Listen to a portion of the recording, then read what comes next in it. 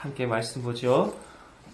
히브리서 12장 14절에서 17절 말씀 함께 읽습니다. 시작. 모든 사람과 더불어 화평함과 거룩함을 따르라. 이것이 없이는 아무도 주를 보지 못하리라. 너희는 하나님의 은혜에 이르지 못한 자가 없도록 하고 또 쓴 뿌리가 나서 괴롭게 하여 많은 사람이 이로 말미암아 더럽게 되지 아니하게 하며 음행하는 자와 혹 한 그릇 음식을 위하여 장자의 명분을 판 에서와 같이 망령된 자가 없도록 살피라. 너희가 아는 바와 같이 그가 그 후에 축복을 이어받으려고 눈물을 흘리며 구하되 버림바가 되어 회개할 기회를 얻지 못하였느니라. 아멘. 히브리서 강의 쉬운 7번째 예수 그리스도만을 쫓으라 하는 제목으로 말씀을 나누겠습니다. 이 말씀에 담긴 화평함과 거룩함이 되신 예수님을 온전히 따르는 저와 여러분 되기를 간절히 소망합니다. 이 본문을 읽어보면 히브리서를 마무리하면서 예수 그리스도께서 구원을 완성하셨고 그 완성을 근거로 믿음이 이끄는 인생을 살 때 그 인생 속에서 우리가 행해야 하는 성도의 몫을 말해주는 것처럼 보여요. 이렇게 살아야 된다. 이렇게 살아야 된다. 신약 성경 서신서들을 보면 그렇게 이해되는 부분들이 많이 있습니다. 구원 얻은 백성으로서 이렇게 살아야 합니다라고 성경의 그 서신서 뒤편을 보게 되면 늘 그런 내용이 담겨져 있어요.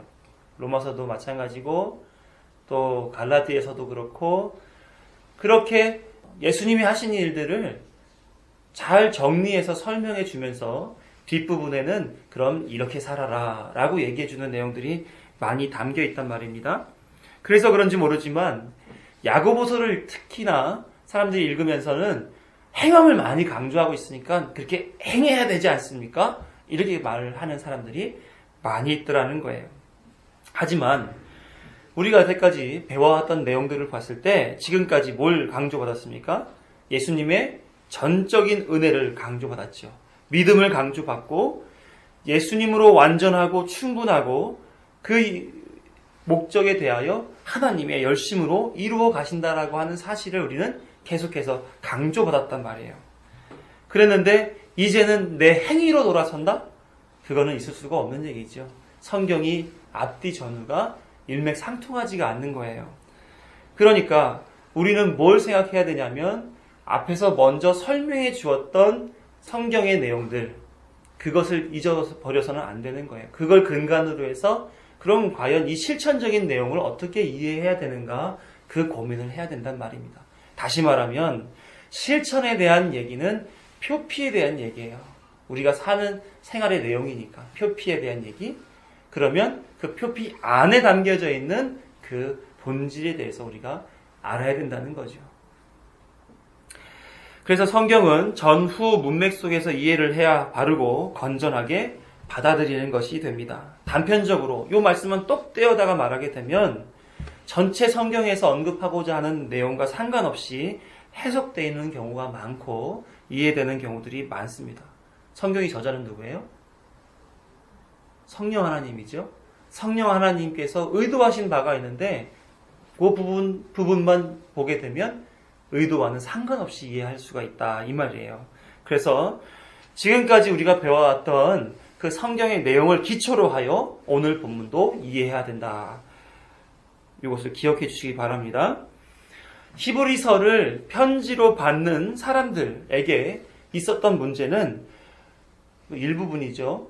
그리스도의 신앙을 지킬 것이냐 아니면 버릴 것이냐 하는 갈림길에 서서 믿음의 공동체, 교회 안에서 분열을 일으키고 있는 중에 있었어요. 그 속마음이 이런 거였죠. 로마 편을 좀 들어야 내가 좀 편하게 사는데 유대교, 하나님을 믿는 그 사람들의 말을 들어야 종교적인 기득권을 그들이 가지고 있으니까 내가 좀 편하게 살 수 있는데 이게 속마음이었어요. 그런데 예수님의 복음을 들어봤고 사람들이 교회 안에서 새로운 어떤 믿음에 대한 얘기들, 더 좋아 보이는 얘기들을 하고 사니까 겉으로는 거기에 있지만 마음은 엉뚱한 데 있어서 갈등을 하는 거죠. 그래서 저 사람들을 따라가는 게 내가 편하게 사는 일인데 아니야. 믿음을 지키는 것이 바른 일인데 라는 갈등 속에서 그 교회 안에 분열하는 분위기를 만들어가고 있더라는 거예요. 14절을 보니까 분열하는 분위기가 느껴지지 않아요? 반면에 모든 사람과 더불어 화평함과 거룩함을 따르라. 이것이 없이는 아무도 주를 보지 못하리라. 그 안에 화평과 거룩이 지금 깨져 있는 거예요. 그러다 보니까 화평과 거룩함을 추구하여지지 않으면 회복이 되지 않는 거죠. 그 근거를 달아주고 있는 거예요. 그래서 교회 안에서 벌어지고 있는 문제점, 분열의 문제점, 신화의 갈등의 문제점, 이런 것들을 향해서 교인들을 향해 강조하는 말씀이 모든 사람과 더불어 화평함과 거룩함을 따르라 라는 말씀이에요. 생각해 보세요. 교회 안에 문제를 안고 있는 성도가 있습니다. 문제 없는 성도는 없죠. 그 성도가 교회 안에서 다른 사람들과 화합하고 사랑하는 관계를 만들어 가려면 그 문제 있는 사람이 스스로 나는 문제가 많으니까 바꿔야 돼 이러면서 노력하면 그 일이 가능할까요? 아니죠. 스스로 화합하고 사랑하기 위해 수고한다 할지라도 그건 그 혼자만의 문제가 아니라는 거예요. 어떻게 해요? 모든 성도들이 함께 노력해야 되는 일인 겁니다. 그 사람은 내가 가지고 있는 문제에 대하여 말씀으로 치유받기 위한 노력들을 해야 되고, 이미 말씀으로 무장한 사람들은 그 말씀이 약한 사람에게 말씀을 가르쳐주고 그 삶을 따라 살도록 이끌어주는 상호 간의 조화가 있어야 이렇게 화평함과 거룩함을 만들어 갈 수 있는 거죠. 그렇게 하기 위해서 모든 교회 구성원들은 딱 한 가지 기준이 있어야 돼요. 어떤 기준이 있어야 될까요? 신앙의 바른 방향이 제시되어 있어야 된단 말입니다. 네. 세상 보세요. 권력을 목적으로 하니까 굉장히 많은 비리들이 생기잖아요. 돈을 목적으로 하니까 굉장히 많은 문제점들이 발생하지 않아요? 자기네 이권들만 생각하고 살아가면 계속해서 분열이, 문제가 많이 발생합니다. 그러나 오직 하나님이 성경을 통해서 가르쳐주는 이 기준 한 가지를 굳게 붙잡고 있으면 그건 내 것도 아니고 내 것도 아니고 다른 어떤 사람들의 것이 아니라 하나님의 것이기 때문에 모두에게 공평하고 모두에게 합리적이고 모두가 추구할 만하다라는 것이죠. 자, 화평함과 거룩함에 대해서 잘 생각해 보면 그게 사람으로부터 나올 수 있는 것이 아니라는 것을 우리가 생각할 수가 있어요. 다른 분에게서 나온다는 거죠. 누구에게 나올까요? 예수 그리스도겠죠? 이 구절을 원문 그대로 다시 해석해 보면 이렇습니다. 화평함을 쫓으라. 더불어 모든 사람과 거룩함을 쫓으라. 이것이 없이는 아무도 주를 보지 못하리라. 이렇게 해석되는 말이에요. 먼저 화평함을 쫓고 더불어 모든 사람과 거룩함을 쫓으라라고 하는 내용으로 이해를 해석을 할 수가 있습니다. 그러니까 분열과 혼란, 불화의 조짐이 있는 독자를 향해서 두 가지 쫓을 것에 대한 얘기를 해요. 먼저 그러면 쫓다라는 얘기에 대해서 우리가 좀 생각해 볼 텐데, 쫓다라는 말은 디오코라는 표현입니다. 디오코. 이는 추적하다, 뒤쫓다라는 표현이에요. 말하자면 사냥꾼이 사냥감을 뒤쫓는 데 사용했던 표현이 이 디오코라는 표현입니다. 사냥꾼은 이 사냥감을 놓치게 되면 가족이 다 굶어야 되는 거예요. 자신뿐만 아니라 책임을 지고 있는 모든 식솔들을 다 굶기는 거예요. 그러면 놓칠 수 있어요? 없어요? 놓칠 수 없는 거죠. 반드시 잡아야 되는 거예요. 히브리서 기자가 성도에게 이 현실과 신앙의 분열 갈등 속에서 반드시 쫓아야 한다라고 강조하고 있다라는 사실을 우리는 이해할 수가 있겠죠. 두 가지를 소개합니다. 결코 놓칠 수 없는 두 가지. 첫 번째가 화평을 쫓을 것을 요구하고 있어요. 화평이란 말은 에이레네라는 표현입니다. 아주 신약 성경에서 많이 나오는 표현이에요. 완전함, 하나됨, 조화, 번영, 건강함, 충만한 이런 표현 내용을 가지고 있는 게 에이레네입니다. 이것은 스스로 화평을 이루어낼 수 없는 속성을 가지고 있어요. 그래서 신약에서는 전쟁이 없는 상태, 무질서의 반대 개념 이런 식으로 사용하게 됩니다. 그러니까 이 화평이라는 것은 내가 스스로 만들어야지 하고 만들어낼 수 있는 것이 아니라 누군가가 만들어줘야 되는 그런 내용을 갖고 있다는 거예요. 말씀을 좀 찾아보면 누가복음 14장 31, 32절에 이 에이레네가 사용된 그 용례가 있어요. 함께 읽어봅니다. 또 어떤 임금이 다른 임금과 싸우러 갈 때에 먼저 앉아 1만 명으로서 저 2만 명을 거느리고 오는 자를 대적할 수 있을까? 헤아리지 아니하겠느냐? 만일 못할 터이면 그가 아직 멀리 있을 때에 사신을 보내어 화친을 청할지니라. 평화를 이루어 가자라고 요구하는 것. 화친에 대한 얘기가 바로 이 에이레네예요. 전쟁을 멀리하고자 하는 의미를 가리키고 있는 거죠. 고린도전서 14장 33절 상반절을 보게 되면 그 화평의 주인이 누구신지에 대해서 얘기하고 있습니다. 함께 읽어보면 하나님은 무질서의 하나님이 아니시오 오직 화평의 하나님이시니라. 그렇죠. 화평의 하나님, 무질서가 아닌 질서의 하나님이라는 얘기예요.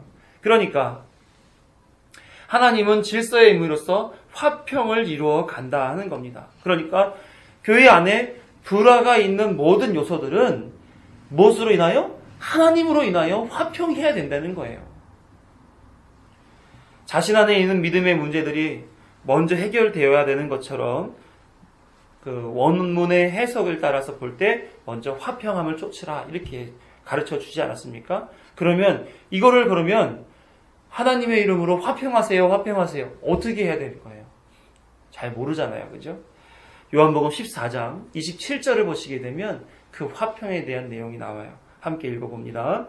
평안을 너희에게 끼치노니 곧 나의 평안을 너희에게 주노라. 내가 너희에게 주는 것은 세상이 주는 것과 같이 아니하리라. 너희는 마음에 근심하지도 말고 두려워하지도 말라. 평안을 누가 줍니까? 예수 그리스도가 주는 거예요. 다른 데서 답을 찾는 것이 아니라 예수님이 나에게 주실 그 평안을 향해서 추구해 나가라는 겁니다. 다시 말하면 평안을 주시는 예수님을 온전히 좇으라는 것이죠. 그 마음의 혼돈과 분열, 무질서의 세계를 예수가 공급하시는 평안으로서 회복받으라고 명령하는 겁니다. 이 예수님이 주시는 평안에 대해서 이해하지 못하게 되면 보통 어떻게 하냐면 자기가 익숙한 방식으로 평안을 추구하게 돼 있어요. 그 기준을 누가 갖는다는 얘기예요? 내가 갖는다는 얘기예요. 다른 사람이 어떠하든지 상관없이 나만 평안하면 돼로 가는 거죠. 다른 사람이 상처를 받던 안 받던 왕따를 당하던 안 당하던 상관없어요. 왜? 나는 괜찮으니까. 나는 손해가 없으니까 내 뜻대로 됐으니까. 그러니까 할 말 다 하고 화도 막 내놓고 전화 뚝 끊어버려요. 그리고 나중에 만나면 나는 뒤끝 없는 사람이니까 그래 그대로 이해해. 굉장히 무책임한 얘기처럼 들리죠. 성경은 그것을 죄라고 얘기한단 말이에요. 예수님을 기준으로 화평함을 이루기 위하여 예수님의 입장으로 생각하고 예수님의 마음을 가지고 상대를 대하는 그런 모습이 있어야 되는 거예요. 그래서 예수님이 주시는 평안을 쫓아야 된다는 거죠. 화평은 예수님이 평안을 주시는 방법, 자기를 십자가에 죽이시는 방법으로 이루어 가야 되는 겁니다. 그러니까 평안을 하기 위해서 우리가 믿는 자라면 어떻게 살아가야 돼요? 자기를 부정하는 것, 내 기준을 내려놓는 것, 없애는 것, 내 기준이 없이 살아가는 것이 평안을 이루고 화평을 이루고 살아가는 모습이라는 겁니다. 사도 바울도 로마서 12장 18절에 이렇게 기록하고 있어요. 할 수 있거든 너희로서는 모든 사람과 더불어 화목하라. 이게 우리의 하나의 넘어야 할 산이자 숙제이자 그리스도로 인하여 할 수 있는 그런 내용이 되는 겁니다. 두 번째로 요구하는 것이 뭡니까? 모든 사람과 더불어 거룩함을 쫓으라 하는 겁니다. 교회 안에서 모든 사람들이 거룩함을 쫓아야 할 것을 요구하고 있어요. 한 사람이 거룩함을 쫓는 것이 아니라 다 같이 거룩함을 쫓아야 된다는 거예요. 거룩함은 헬라어로 하기아스모스라는 단어입니다. 영적, 도덕적 더러움에서 벗어나 점차 거룩하게 하는 성화 과정, 그것을 가리키는 말이 이 거룩함이라는 표현이에요. 그럼 이게 사람의 겁니까? 하나님의 겁니까? 하나님의 거지요. 하나님의 속성입니다. 하나님이 이스라엘 백성들에게 내가 거룩하니 너희도 거룩하라 라고 늘 거룩을 추구하고 살아라고 가르쳤습니다. 명령했어요. 그런데 성경 내내 사람들이 거룩함을 이루어갈 수 있었습니까? 없었습니까? 없었단 말이에요. 늘 부패였다고요. 늘 오염된 상태로 죄만 일삼고 살았고 죄를 양산해내는 그런 삶으로 살았단 말이에요. 그래서 성경의 구약에 보게 되면 사람의 세상이 어떻게 됩니까? 나중에 이스라엘과 유대가 다 멸망당하잖아요. 세상은 멸망당하는 거예요. 사람의 세계는 거룩을 추구하지 못하기 때문에 거룩을 추구하라고 명하시는 하나님에 의하여 멸망당하게 돼 있다라고 하는 거죠. 그래서 이 거룩함을 추구하라고 하는 그 말의 의미는 이런 의미인 겁니다. 고린도전서 1장 30절을 보면 같이 읽어봅니다. 너희는 하나님께로부터 나서 그리스도 예수 안에 있고 예수는 하나님께로서 나와서 우리에게 지혜와 의로움과 거룩함과 구속함이 되셨으니 모든 성도와 더불어서 이 거룩함과 구속함이 되시 거룩함을 주시는 예수를 좇으라고 말하는 거예요. 우리 안에 거룩함이 이루어지게끔 예수를 좇아야 된다는 것이죠. 예수님을 좇는 것이 신앙의 근거가 되어야 됩니다. 그래서 예수님을 좇는다라고 하는 것은 내가 예수님과 동떨어져서 멀리 계신 예수님을 쫓아가는 그런 어떤 사람의 사고에서 생각할 것이 아니라 예수님 안에 내가 함께 있다. 그래서 예수님이 하시는 대로, 예수님이 사시면 사시는 대로, 죽으시면 죽으시는 대로, 십자가를 매시면 십자가를 매는 대로, 부활하시면 부활하는 대로 함께 살아가는 것이 그것이 예수님을 쫓는 일이다라는 거예요. 그걸 하라는 얘기죠. 예수님의 십자가의 죽음에 대해서 안타까워하고 불쌍히 여기는 성도들이 많이 있습니다. 그런 생각 안 해보셨어요? 그 패션 오브 크라이스트를 보게 되면 예수님이 매를 맞고 끌려다니고 조롱당하고 십자가에 못 박히고 하는 전 과정들을 그렇게 리얼하게 만들어 놓은 영화가 있겠나 싶어요. 그거 보면서 제가 3번을 봤거든요. 2번째까지 얼마나 울었는지 몰라요. 한참 전에 얘기니까 너무너무 눈물이 나는 거예요. 아유 불쌍한 우리 예수님 이러면서 예수님이 나를 위해 모진 매를 맞으시고 피를 흘리시고 대신 십자가에 죽으셨어. 불쌍한 예수님. 예수님의 십자가 고난을 기억하고 예수님께 누가 되지 않도록 열심히 신앙생활 해야지. 이런 마음이 가득했습니다. 아마 저하고 많이 다르지 않으실 거예요. 그렇게 생각하는 것이 잘못됐다는 얘기를 좀 드리고 싶어요. 무슨 말이냐면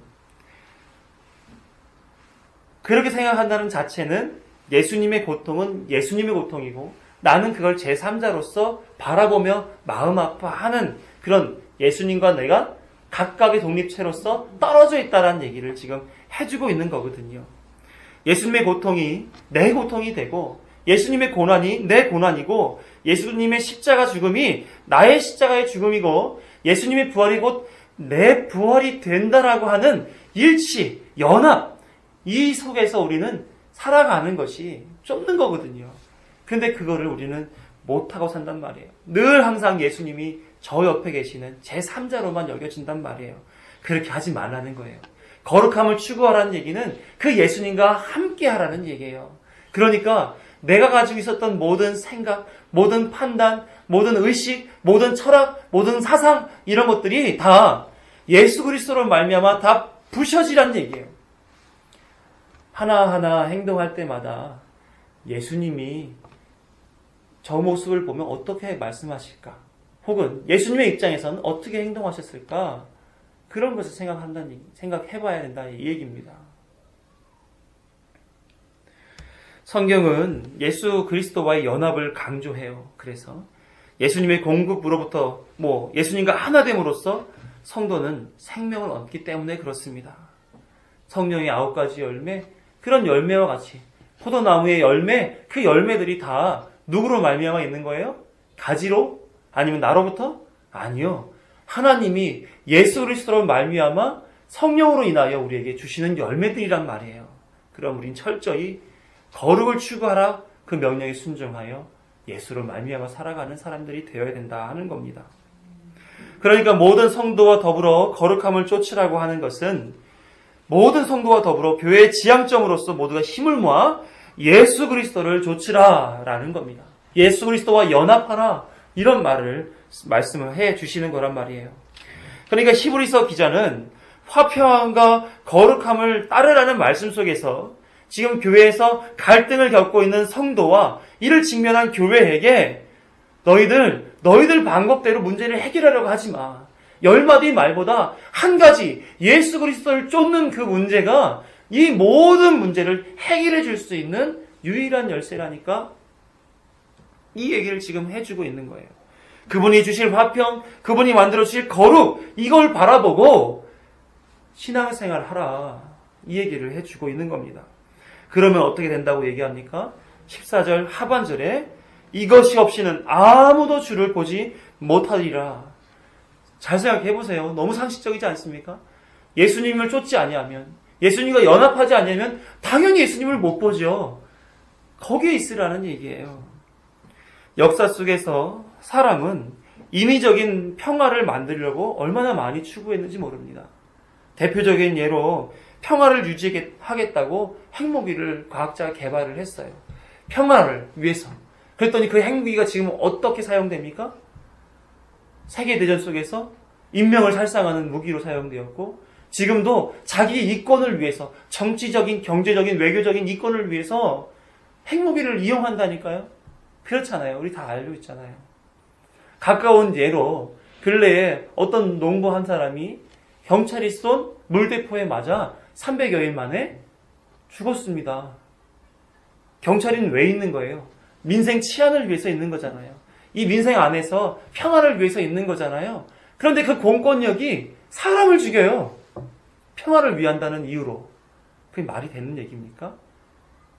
사람의 평화는 이런 거예요. 취지는 어떠하다 할지라도 실행하는 데 있어서 늘 오류를 만들어 가는 겁니다. 결국은 사람으로서는 완전한 평화를 이루어낼 수가 없는 거죠. 또한 인위적인 거룩을 추구하는 것. 아까 얘기했던 것처럼 거룩은 하나님의 것입니다. 하나님의 것이 사람에게서 만들어진다는 것은 있을 수 없는 일이죠. 성경을 비롯해 인류의 전 역사 속에서 거룩한 사람이라고 예수 그리스도 외에 아무도 등장했던 사람이 없잖아요. 네? 간디를 많이 존경하지 않습니까? 테레사 수녀 많이 존경하잖아요. 그렇죠? 그런데 그 사람들이 거룩한 사람들인가요? 아니요. 그 사람들 하나님 믿는 사람 아니고요. 그 사람들 중에 하나님을 믿음보다는 실천, 전통 이런 것들을 추구하는 그런 삶을 살았던 사람들이에요. 우리가 소위 슈바이처 박사는 참 좋아합니다. 그렇잖아요. 네? 아프리카에 가서 자기 일생을 다 바쳐서 의료봉사하며 살았던 사람. 그가 박사가 5가지였어요. 그 중에 한 가지가 신학 박사고 그 중에 한 가지가 의사예요. 그런데 신학까지 한 사람이 예수님이 4대 성인 중에 한 사람이라고 믿는 그런 자유주의 신학을 했던 사람이에요. 그러니까 예수님을 안 믿었던 거죠. 예수님을 인정하지 못한 거예요. 어떻게 예수님을 통해서 구원에 이를 수가 있겠냐. 이렇게 말하는 도월 김용옥 같은 그런 사람이란 말입니다. 그러니까 인위적인 거룩은 추구될 수도 없고 완성될 수도 없는 문제인 거예요. 그러므로 평화와 거룩함을 주시는 예수 그리스도를 쫓지 아니하면 거룩함과 평안을 이루어갈 수도 없고 예수 그리스도를 볼 수도 없다는 얘기입니다. 예수님 보신 적 있으세요? 예수님 보신 적 있으신 분? 예수님 아무도 못 보셨어요? 보다라고 사용되는 이 단어가 옵세타이라는 말인데요. 이것은 당연히 하나님의 나라 우편 보좌에 계신 예수님이 우리 눈에 보일 수가 없죠. 또 영으로 임하시는 성령 하나님을 통해서도 우리는 볼 수가 없어요. 그럼 왜 본다라는 표현을 할까요? 이 옵세타이라는 말은 눈으로 보이는 그 본다라는 것을 말하는 것이 아니라 하나님의 속성을 깊이 이해하고 경험한다라는 말인 거예요.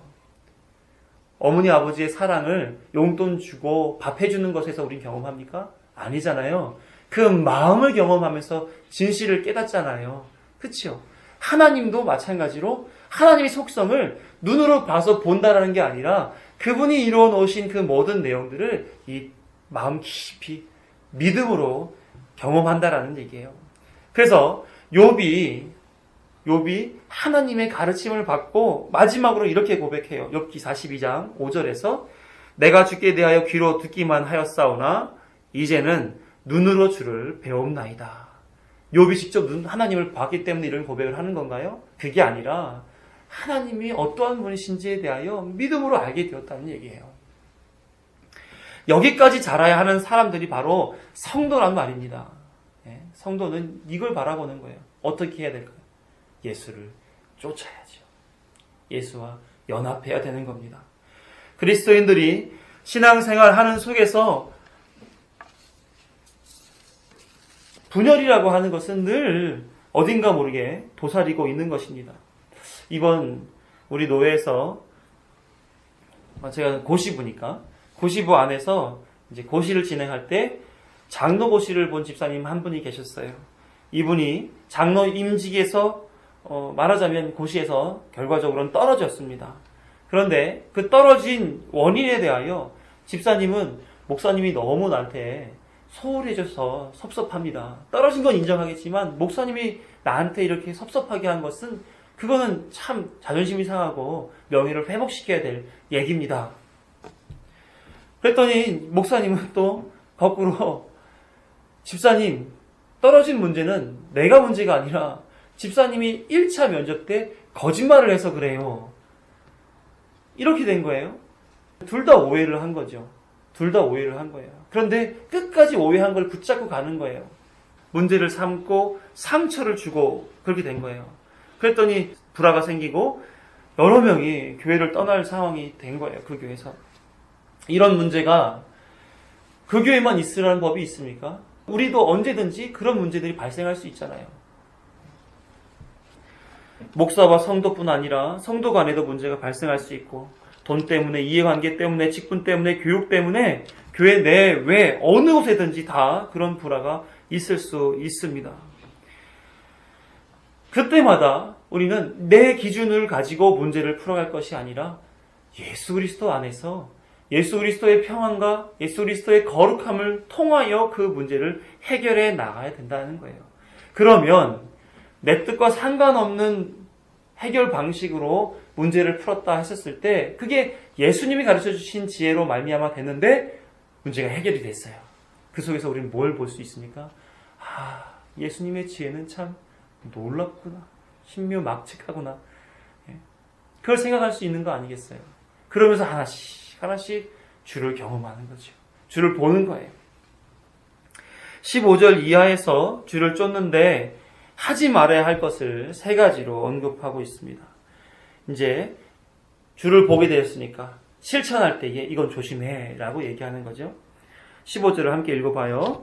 너희는 하나님의 은혜에 이르지 못하는 자가 없도록 하고 또 쓴 뿌리가 나서 괴롭게 하여 많은 사람이 이로 말미암아 더럽게 되지 않게 하며. 첫 번째는 뭐냐면 하나님의 은혜에 이르지 못하는 자가 없도록 하라 이런 얘기입니다. 은혜가 뭡니까? 받을 자격이 없고 갚을 자격이 없는 자에게 선물로 주시는 것이 은혜입니다. 은혜를 경험하기 위해 예수님을 쫓아야 되는 거죠. 다른 방법에서는, 다른 길로는 은혜가 올 수가 없단 말입니다. 그렇기 때문에 예수님을 쫓아야만이 그 문제가 해결됨과 동시에 은혜를 경험할 수가 있다는 거죠. 두 번째로는 뭐냐면 많은 사람을 괴롭게 하고 더럽게 하는 쓴뿌리를 나게 하지 말라 이런 말이에요. 쓴뿌리는 상징적인 건데 자신 안에 있는 죄성, 옛사람의 본성, 선악 판단의 주체가 되려고 하는 교만, 이것들을 쓴뿌리라고 얘기합니다. 그 신약시대에서는 어떻게 표현되었냐면 율법주의로 표현되었어요. 율법주의가 바리새인들, 서기관들이 행했던 일들 아닙니까? 장로가 했던 거잖아요. 그래서 누굴 죽였어요? 예수님을 죽이지 않았습니까?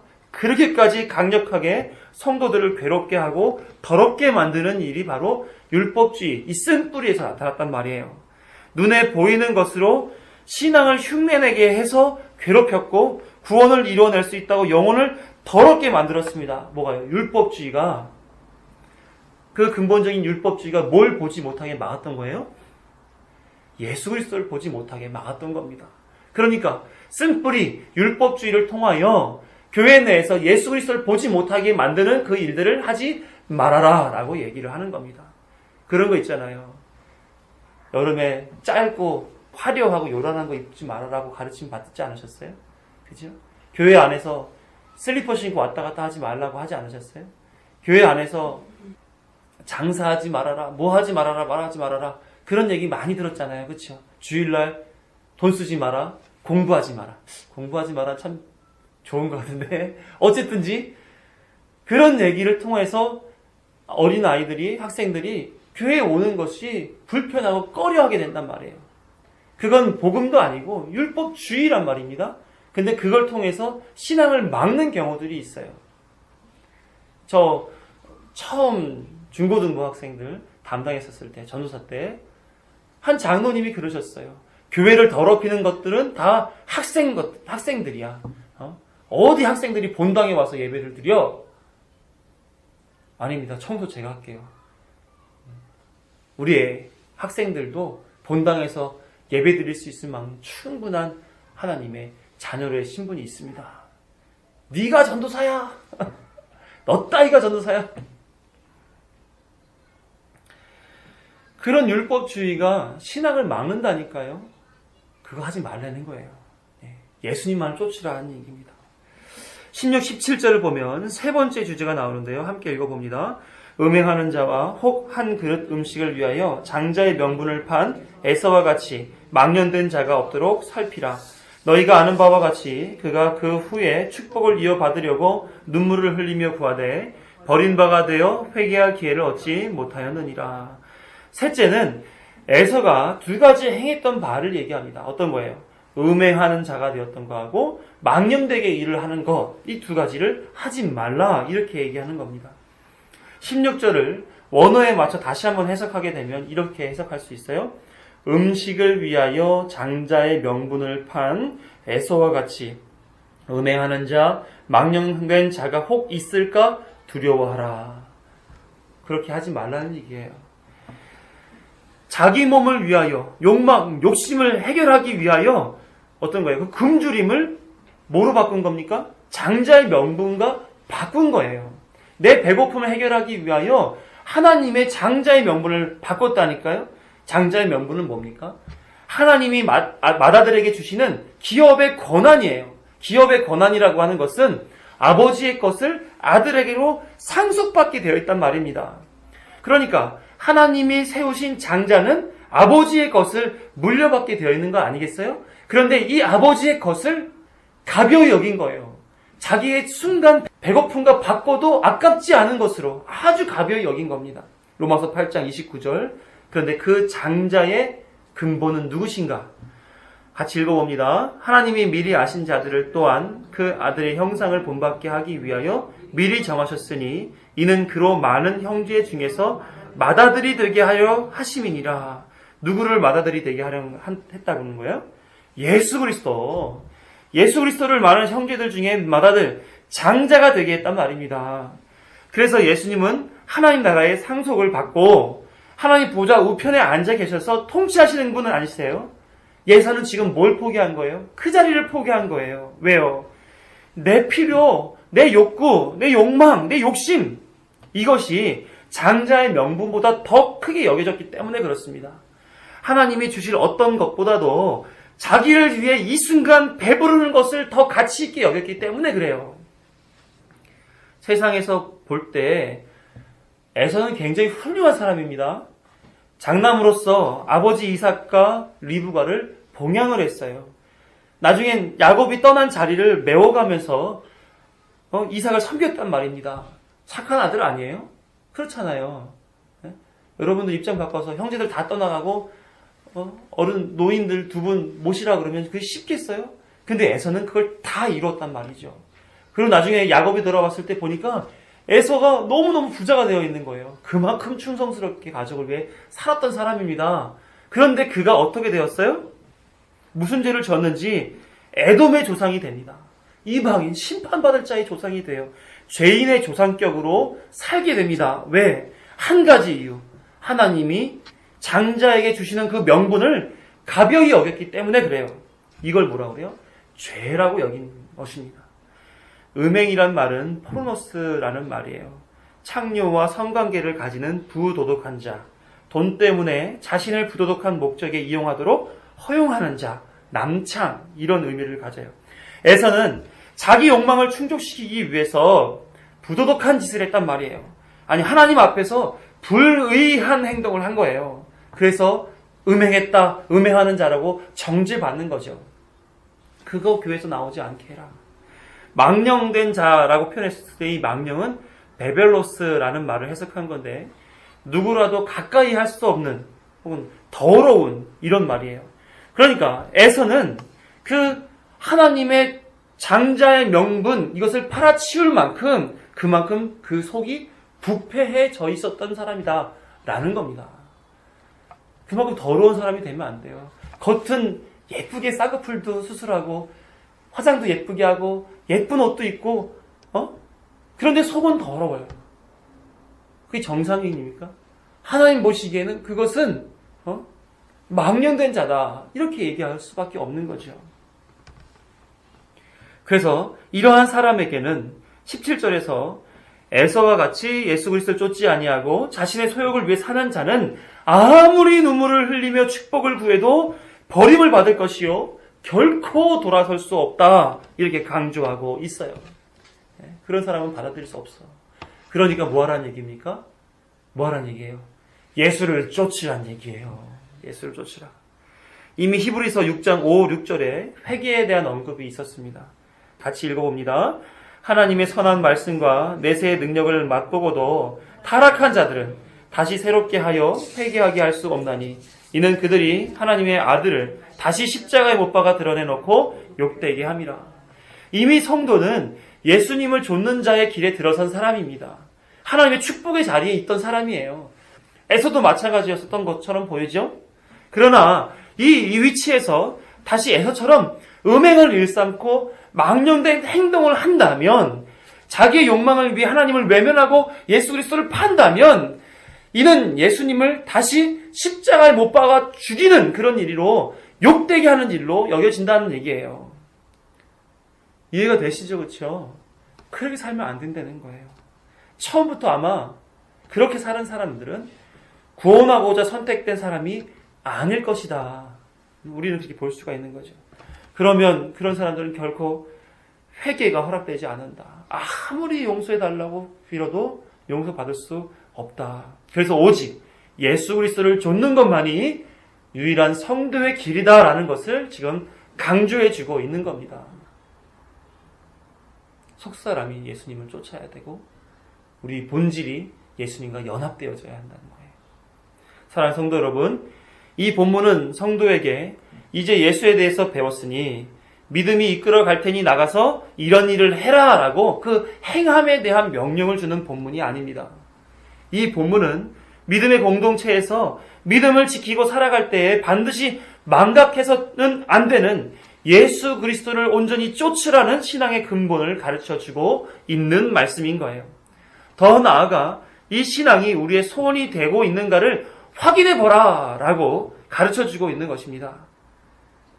예수님과 연합하고 예수님과 하나됨으로 살아가고 계세요? 네? 진심으로 그렇게 살기를 간절히 소망합니다. 내가 그리스도와 하나 되어 그리스도의 삶을 살고 있는지 확인하신 여러분 되시기를 간절히 축원합니다. 사람들이 예수 그리스도를 믿는다는 것을 생각해 볼 때 자기 마음속에서 예수님을 신뢰한다, 예수님께 확신을 갖는다, 예수님을 쫓아 살아간다, 예수님을 위해 산다, 예수님께 무언가를 해드린다라는 식으로 내가 예수님을 믿는 것을 이해하는 경우들이 많습니다. 이런 의식을 갖고 살아가는 것 같아요. 뭔가 해야 된다라는 식으로. 그래서 일을 해도 예수님을 위해 일을 하고, 밥을 먹어도 예수님을 위해 밥 먹고, 공부를 해도 예수님을 위해, 고난을 경험해도 힘들어 죽겠지만 예수님을 위해,